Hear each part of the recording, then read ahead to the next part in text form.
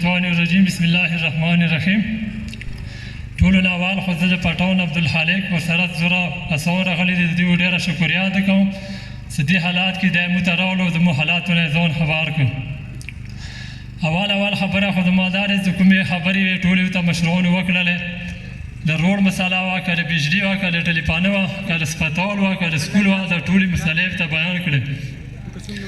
دې نه علاوه کومه چې د ووټ خبره ده، دا د خپله د هر چا خپله نظریه ده.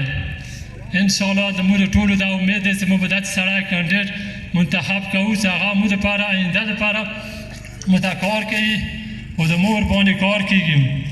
ځکه چې ووټ خو داسې شی دی، دا د تا ضمیر دی، خپل ضمیر خرڅونه دا ښه شی نه دی. داسې سړي ته ضمیر خپل ضمیر ورکړه، ووټ ورکړه چې سبا لپاره د تا ته کار کوي. دا پټاون عبدالخالق یا سپلاجي یا بل کاندید کوم وي، دا ټول زموږ د قوم زموږ د علاقې خلک دي. زموږ پښتو کې هغه متل دی چې کله اوبه روانې تیمون نه دی روان.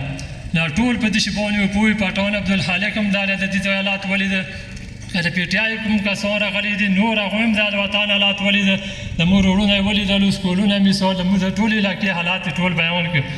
نو موږ د پټاونه دا توقع کوو چې که دی مثال مخکې سیر ته ورسېدم، نو د مهرباني ده وکړي چې موږ سره کوم حالات دي، زموږ د کوم څه شی موږ ته ضرورت دي، موږ ډېره پوته علاقه ده.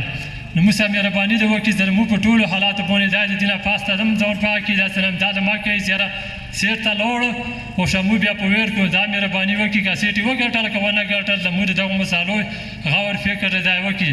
او نو زما طرفه تاسې ټول قوم ته سلام، او زه ډېره شکریا ادا کوم د پټاون عبدالخالق ورسره چې څومره خلک ډېره مننه، وخت ډېر کم دی. شکریا، السلام علیکم. کلیپینګ دا و سید برجان صاحب. د نه بعد کوم د